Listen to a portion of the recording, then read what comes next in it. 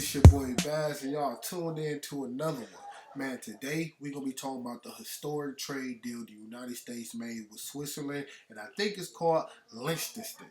Please, don't butcher me alive down in the comments, but if you do, hey, let's get a laugh. But, President Trump at first had hit Switzerland with a 39% tax. Oh, man, and that was going to have an immediate effect on what we call the watch industry. Yes, because a lot of the major watch companies are based and also does their manufacturing out of Switzerland. So, it was gonna be a tax, and it's still gonna be a tax for sure. It's still gonna be a tax. They still gonna, raise that price up because of this whole trade deal. But let's get into the trade deal though. Let's get into the what they call it, the meat and potatoes of the whole situation. Right now, I got it pulled up on the actual White House website, the actual facts of what the trade deal is supposed to be about. So, but before I go into this, I want to give a Detroit minute. Detroit minute. You feel me? Today we're gonna be talking about Mayor Sheffield. Yes, Mayor Mary Sheffield has won the election in Detroit. I had the opportunity to actually work it and see what that whole process was like.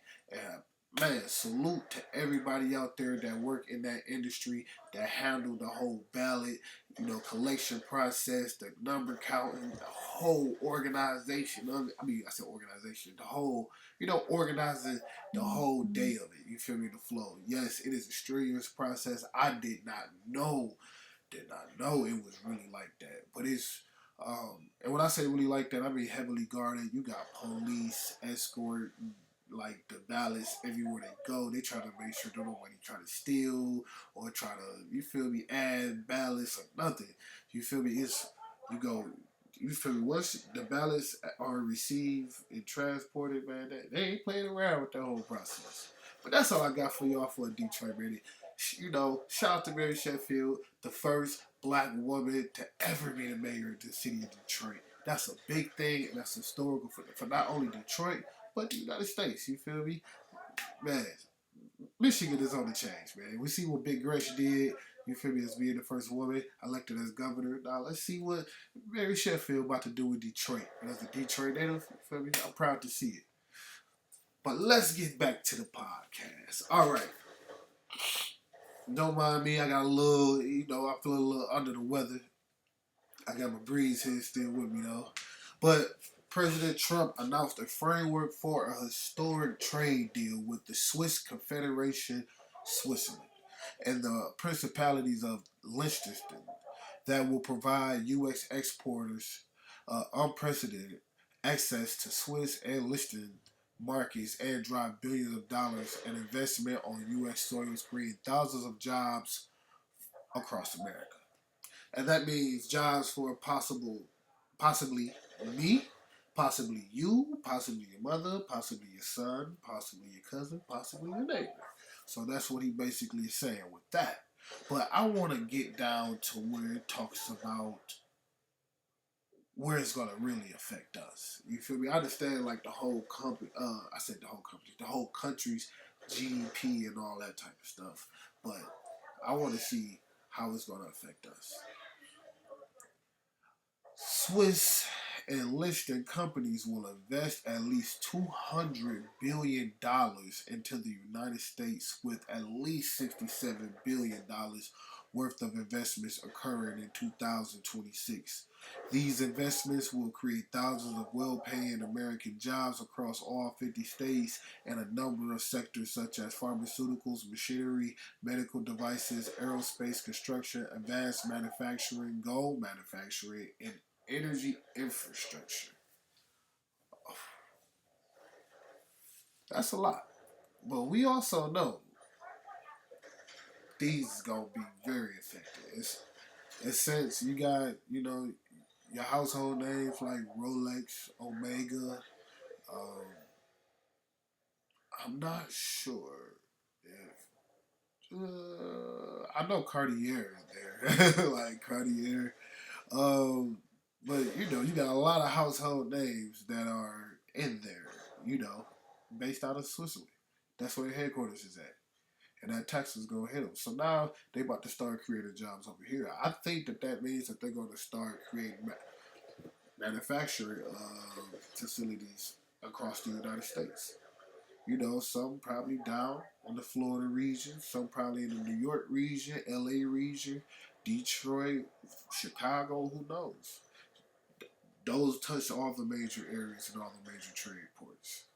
So I see that. I see that. So, and also you gotta understand these products they sell. Oh, the value, like a Rolex can go for 50,000. It's like selling cars, selling houses. You got a house on your wrist. You got a house on your wrist. It's crazy. But what does that mean for the people that trade or looking to buy a watch? As part, uh, going down to the last part, it says as part of the President Trump's strategy to establish more balanced trade with Switzerland and Liechtenstein, the trading partners will pay a cumulative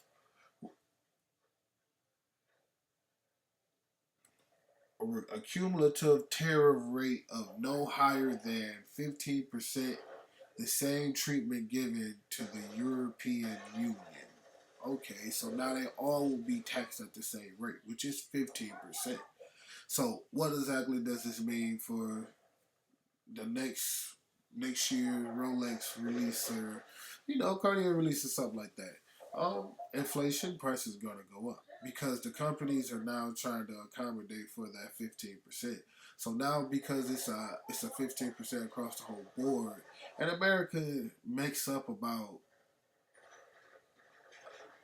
I'm guesstimating about 25% of a lot of these Swiss Swiss companies, which are a lot of luxury companies, market. They're about 15 to 25% of their market. So I think that is a just do. A just do. Especially when you start talking about 25%.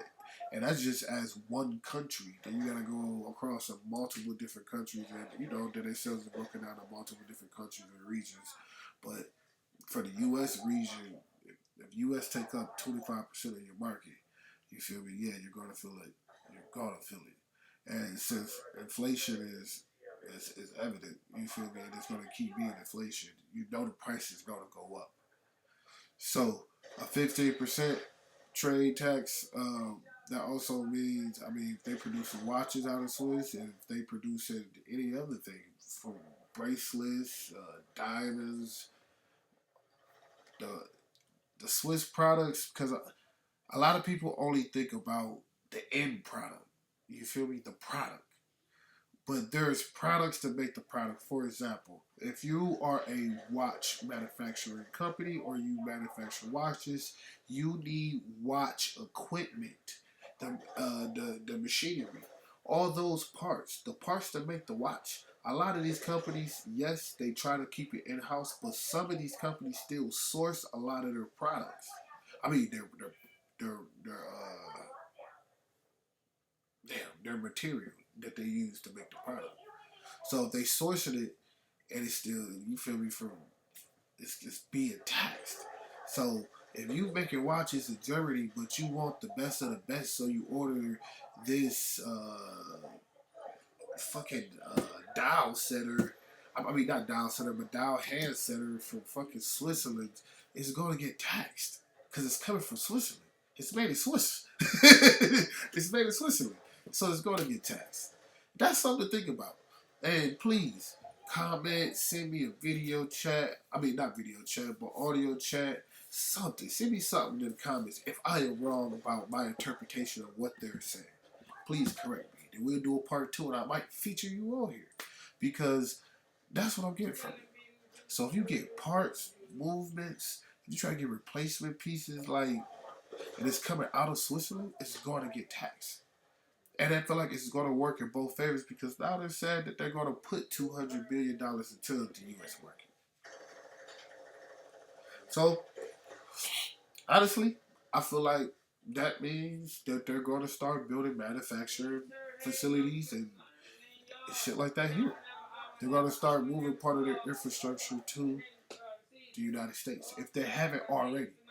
And if they have, they're just going to invest more money into what they already have here so that the pipeline can be streamlined and that they can keep their bottom line going up. You feel me? And keep that money coming in on time, baby. Like, it's a given. You got to know that. So, the way we see things going right now is inflation. Like, as a current American, we already see inflation. Um, and the trade value of, let's say, Rolex, um, or Oyster Perpetual. Like, shit went from like 15 to 30,000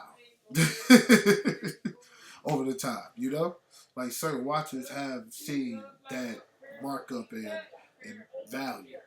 So if you have those watches currently in the United States and you got them for a cheaper price, yeah, hold on to them. I mean, if you got them, you could probably hold on to them. Hold on to them. Next year is going to be a good year for you, sir. Or ma'am. You feel me? It's going to be a good year for you. You feel me? If you have some of these pieces that's currently, is appreciated value, it's going to appreciate more value. And that also is going to have an impact on, the traders. But it's like that in every market, though. It's like that in the housing market. It's like that in Wall Street. You buy when it's low, you sell when it's high. It's just that. And America finally wants their piece of the pie, the luxury pie, because shit, like we just said, I mean, if you could fucking sell a watch for $30,000 for $30,000, that means that you have the money to pay for it.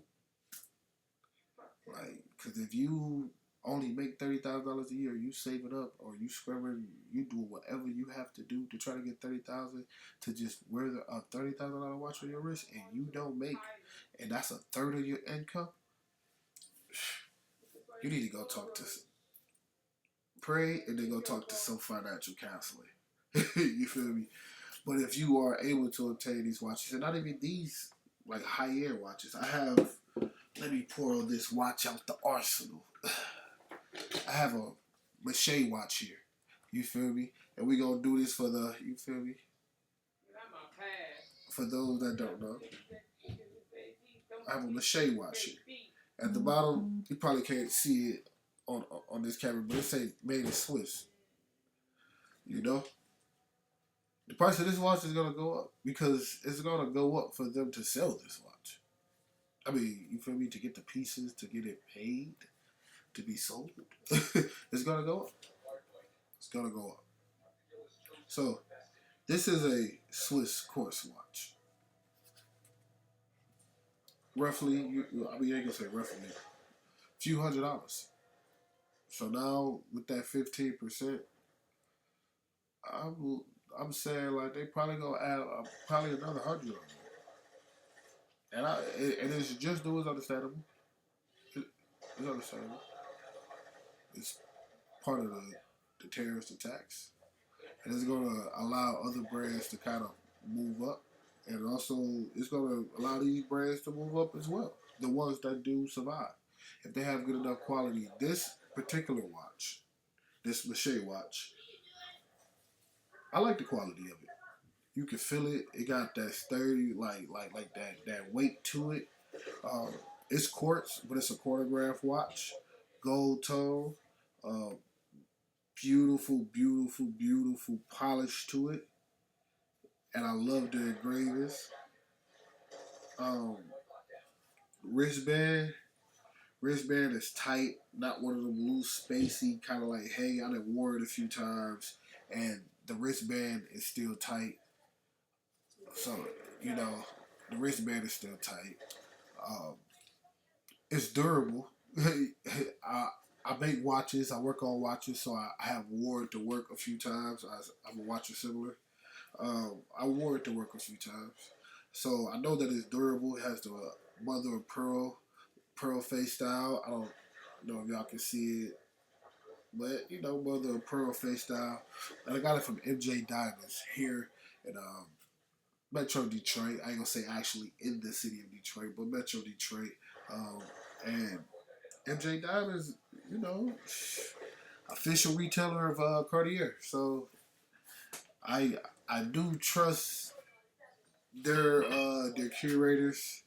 I do trust their taste to a certain extent, you know, because everybody got their own taste. So, but their collection, I like it, and that's one of theirs.